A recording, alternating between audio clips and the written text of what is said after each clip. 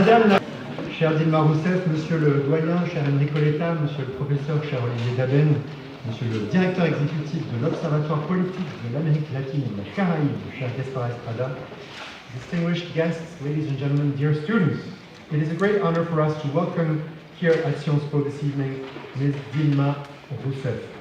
I would like to, first of all, thank you very warmly, Madam President, for taking a bit of time out of the very, very busy French and European schedule to be with us this evening. It is a great joy and a great honor for us to have you with us. I think it's escaped no one's attention that Brazil has been high on the news agenda lately.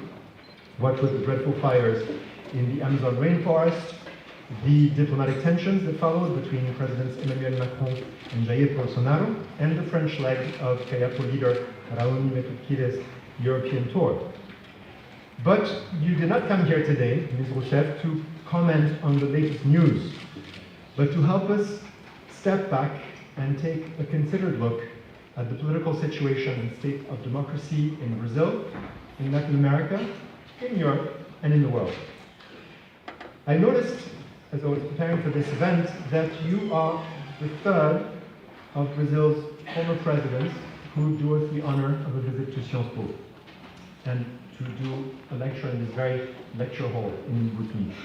In June 2008, Fernando Henrique Cardoso debated in this very same lecture hall with the eminent French sociologist Alain Touraine. In September 2011, as you were just beginning the second semester of your term as president, former President Lula was here to accept an honorary degree from Sciences Po. But I also noticed that no Brazilian president has visited us while in office. And so students, if this rule holds, that means that you'll have to wait a while before attending a lecture by President Bolsonaro, to your great despair, or to your relief, depending. I'll leave it to Olivier Daben and to Gaspar Estrada to introduce our distinguished guests in more detail. But let me simply recall at this stage that Ms. Rousseff was the 36th president of Brazil from January 2011 to August 2016, and the first woman to have led the country.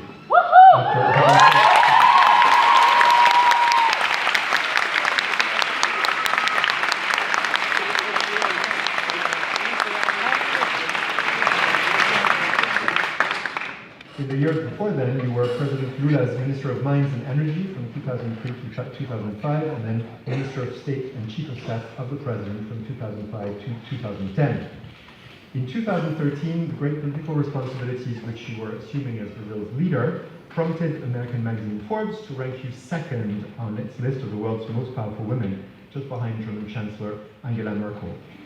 Ms. Rousseff, if I were to venture an extremely brief and therefore by definition incomplete and unfair description of your six-year presidency, I would say that while you were in office, you endeavored to transform your country, to reduce inequalities, and to enlarge the middle class while pursuing a vision of Brazil as a global power. You have chosen to speak to our students about the crisis of democracy in Latin America and elsewhere in the world.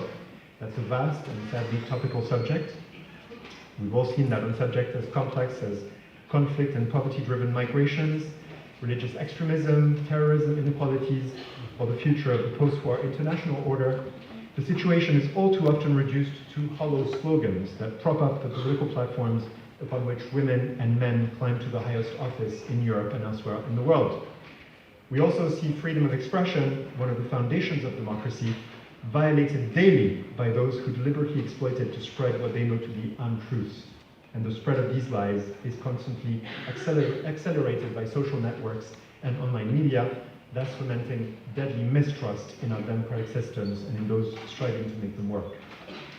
It's not for me here, in my capacity as president of Sciences Po, to comment on the reasons and conditions under which you were removed from presidential office, but what I can say with confidence is that our students are extremely lucky today to be able to hear your perspective and to benefit from your analysis on the kinds of exceptionally complex questions that I've just mentioned. Primeiro, eu queria cumprimentar a todos aqui presentes, começando pelo presidente da Sciences Po, Frederic Lyon. Queria cumprimentar Enrico Letta, decano da Escola de Assuntos Internacionais, Olivier Daben, professor da Sciences Po e presidente do Observatório Político da América Latina e do Caribe, Gaspar Estrada, diretor executivo do Observatório Político da América Latina e do Caribe, e professores aqui presentes. Queria dirigir um cumprimento especial aos alunos e às alunas da Ciência Pública e dizer que eu fico muito honrada de estar aqui falando com vocês nessa instituição que representa o pensamento progressista do nosso mundo. Nós vivemos hoje, na América Latina e no Brasil, e depois eu falo das diferenças entre nós e o que ocorre na Europa, nós vivemos hoje uma situação bem diferente daquela vivida nos anos 90, final dos anos 90 e 2000.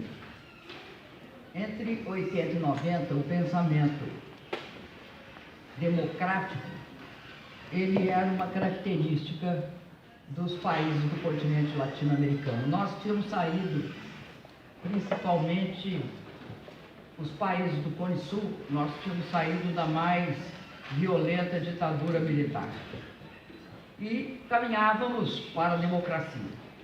Ao mesmo tempo, surgia na América Latina um pensamento que defendia as propostas liberais e diziam que o mercado, pura e simplesmente, junto com a desregulamentação da economia, do mercado de trabalho, da previdência, acabaria com a pobreza, a miséria e a desigualdade extrema que existia em nossos países e na nossa região.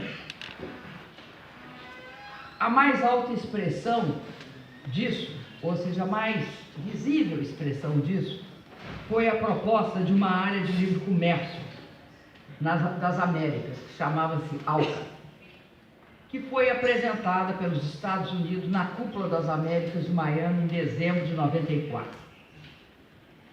Anos depois, já em 2005, governos populares progressistas tinham surgido em quase toda a América Latina, principalmente nessa região sul do continente, mas também em outras áreas, como a Bolívia, a própria Venezuela com Chávez e outros países. Mas, na verdade, nós derrotamos essa proposta na cúpula do Mar del Plata. Nós derrotamos a proposta da ALCA por ação da Argentina, que estava sendo presidida por Néstor Kirchner, por Brasil, que estava presidido por Luiz Inácio Lula da Silva, por Lula, e no Uruguai, presidido por Tabaré Vázquez.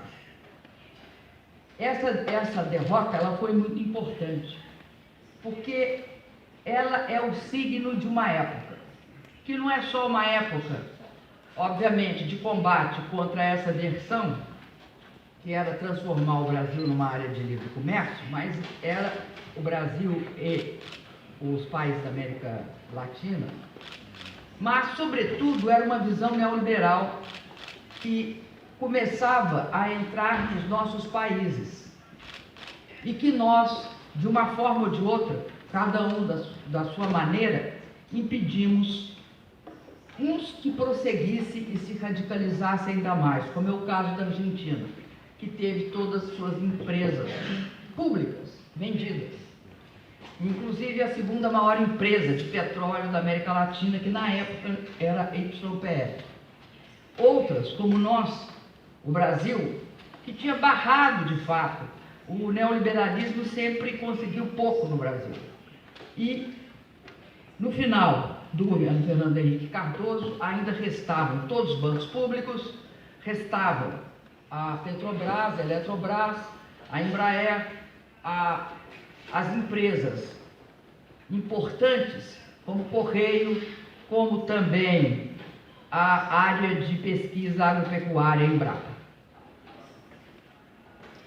Na verdade, ele não conseguiu, naquele momento, implantar as reformas que pretendia.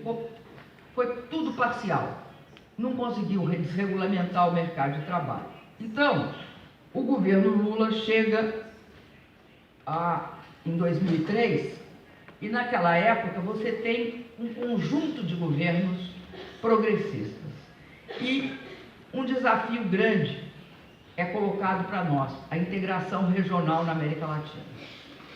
E nós fizemos não só a integração regional, como construímos instituições políticas também, a saber, a Unasul, que congregava todos os países do continente, da parte sul do continente, a CELAC, que integrava os países da América Central, do Caribe e do continente sul da América. Essas instituições foram muito importantes, porque elas deram densidade às posições que naquela época podiam ser consideradas nossas posições similares. Defesa da luta contra a desigualdade, inclusão social, distribuição de renda, lutar pela distribuição da riqueza, acelerar o desenvolvimento econômico e garantir a mais ampla participação popular. De uma forma ou de outra, cada país solucionou isso de um jeito. Mas esse foi o fórum no qual nós conseguimos estabelecer e coordenar uma ação. É óbvio que tem características hoje muito similares quando se trata da corrosão da democracia. No Brasil, nós estávamos, nesse momento, contra a corrente. A corrente era a corrente da desigualdade. A desigualdade crescia na Europa, crescia nos Estados Unidos, principalmente sabendo que nos Estados Unidos esse processo se acelerou profundamente com os governos Thatcher e depois com governos até democratas como Clinton na desregulamentação financeira. No Brasil, nós estávamos contra a corrente. Tinha financiarização? Tinha. Tinha processos de oligopolização da economia? Tinha. Mas tinha uma contrabarreira, que era o Estado Nacional. O Estado Nacional brasileiro tinha os instrumentos principais. Quando o Lula chega ao governo, nós temos a maior empresa de petróleo. Ela era ainda pequena não, ela não era o que é hoje, ela é hoje, já é a 7ª empresa de petróleo do mundo, ela estava lá pelo 18º, 17º lugar. O pré-sal não tinha surgido, mas era uma baita empresa que permitia o país apostar em desenvolver várias indústrias correlatas, como, por exemplo, a naval, como, por exemplo, uma proposta muito forte de tecnologia própria, que permitiu que a gente descobrisse o pré-sal, que era em 2006 que nós descobrimos o pré-sal.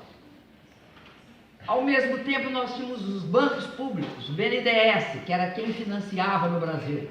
Porque no Brasil tem uma prática rentista pelo domínio, quando eu disse que nós não tínhamos rompido com a financiarização, porque no Brasil tem uma prática rentista, tem uma cobrança de juros, que não é os juros básicos que é o problema, é o spread que se paga aos bancos no Brasil pela inexistência de concorrência. Então, o que acontece? Acontece que o presidente Lula chega e começa a incentivar e a retomar os principais instrumentos. Por exemplo, mercado de trabalho, se coloca uma política de valorização do salário mínimo, que vai garantir ao longo de todo o processo quase 79% de crescimento acima da inflação. Mas eu não vou aqui falar para você só como se não houvesse nenhuma contradição. Por exemplo, eu acho que eu começo a cair, ou seja, eu começo o processo que vai levar ao meu impeachment quando eu seguro os juros. Como é que eu seguro os juros? Nós temos dois grandes bancos públicos. Eu pergunto para os nossos bancos públicos qual é a razão do spread de 500% no cartão de crédito. Qual é o motivo do spread de 300% no empréstimo industrial, de 256% no empréstimo imobiliário. A questão no Brasil é a questão também da oligopolização do setor financeiro. Eu começo a cair quando eu boto a mão neste grande desespero, que ou se bota a mão no Brasil, o Brasil não tem saída. não tem futuro, porque é impossível essa drenagem de recursos financeiros do setor social. É necessário gastar dinheiro no social. Ninguém, num país com a desigualdade que tem no Brasil, com a herança da escravidão, com a forma pela qual se constituiu o povo do nosso país, não é possível sem tornar o povo o centro do orçamento. O presidente Lula tinha uma frase célebre, que é a seguinte: ou você põe o povo no orçamento, ou o país não tem futuro. Distribuição de renda é uma coisa, distribuição de riqueza é outra. Eu quero falar para vocês que os nossos passos primeiros foram dados na distribuição da renda. Nós não conseguíamos, no início, fazer um processo de distribuição de renda, de riqueza, considerando que riqueza implica em reforma tributária, mas implica também qualidade de serviço público, acesso à educação, a uma aposentadoria decente e a patrimônio, terra e casa. Riqueza para o povo brasileiro, mínima, era isso. Nós começamos isso, mas mesmo tendo começado, era radicalmente contra a agenda neoliberal. A agenda liberal implicava uma reforma do mercado de trabalho, uma reforma da Constituição e privatizações. No caso do Brasil, não é privatização, é desnacionalização, porque não há recurso no Brasil para comprar a maior empresa de petróleo do mundo, a sétima maior. Não tem recurso. A Petrobras não é passível de ser comprada por capital privado brasileiro. Não tem dimensão, a não ser grande petroleiro. Estatal também pode. Estatal tem poder de mercado para comprar a Petrobras. Diante deste fato e diante do fato que a nossa política externa era uma política geopoliticamente não enquadrada como foi no passado, nós tínhamos uma política externa respeitosa com todos os países, mas nós tínhamos prioridades. Nós nunca demos prioridades à América Latina. O Brasil viveu de costas para a América Latina. Pelo contrário, durante toda a história do Brasil com a Argentina, foi incentivado uma separação que não é só política. Era uma separação que nem os nossos sistemas de transporte ferroviários, nem tampouco o nosso sistema de transmissão conversavam um com o outro, porque são tecnologicamente díspares, não têm a mesma tecnologia. Nós fomos incentivados a ter restrições recíprocas entre nós. Este era um processo que nós rompemos, então para nós foi estratégico dar peso para a Argentina. Nós demos peso para a África, porque o Brasil é o segundo maior país africano em população, negro em população. Maior que o Brasil, só a Nigéria. Isso é escondido a sete chaves. Nós não escondemos, nós temos orgulho do fato de que nós somos um país, obviamente, multiétnico, com uma grande presença da população negra pelo fato de que nós, infelizmente, sofremos o horror de 350 anos de escravidão. Mas fomos o último país a sair da escravidão. A escravidão não deixou marca só na população negra brasileira, mas deixou marcas também na elite. A elite acha que uma das formas mais adequadas de controle social é a violência. Eu fui presa, como todo mundo aqui sabe, por 3 anos. E eu achava que o pau de arara, que é uma forma de tortura no Brasil, era decorrente da escola do Panamá, da escola de oficiais do Panamá. Não é não. Tem pinturas de um grande francês chamado Debré, que pintou o quê? A vida cotidiana no Segundo Império no Brasil. E você vai ver negros em posição igual do pau de arara no chão, com a mesma tipologia do pau de arara que a ditadura militar usava contra